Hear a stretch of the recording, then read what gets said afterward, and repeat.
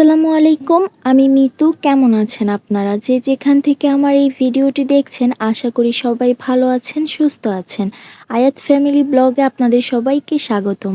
প্রতিদিন সকালে ঘুম থেকে উঠেই দিনটা শুরু হয় আমার গাছগুলোকে পানি দিয়ে। গাছগুলোকে পানি না দিলে কেন জানি আমার মনটাও ভালো থাকে না, দিনটাও ভালো লাগে না। একটা কথা কি জানেন? আমার না বেলি ফুল অনেক পছন্দের। সেই গাছটাই আপনাদের ভাইয়া কিনে নিয়ে এসেছে। সেটাকে একটু যত্ন করতেছিলাম।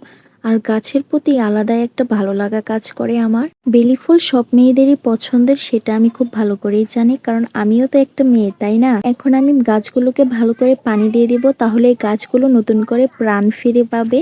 প্রতিদিন আমি সবার আগে এই কাজগুলোই করি, আর এগুলো করতে আমার অন্যরকম একটা ভালো লাগা কাজ করে। আর নিজেকে ভালো রাখতে এরকম কাজ তো করাই যায়, তাই না বলেন? চলেন যাই কবুতরদেরকে খাবার দেই। আমি যখন খাবার দিই তখন ওরা ছুটতে চলে আসে আর কুটুর কুটুর করে খেতে থাকে। এগুলো দেখে আমার অনেক ভালো লাগে, আর ওদের সাথে আমার ভালো বন্ধুত্ব হয়ে গিয়েছে। বিশ্বাস করেন, প্রথম একদম ভালো লাগতো না, কিন্তু ওদের সাথে থাকতে থাকতে নিজের অজানায় কখন যে ওদেরকে ভালোবেসে ফেলেছি নিজেও জানি না।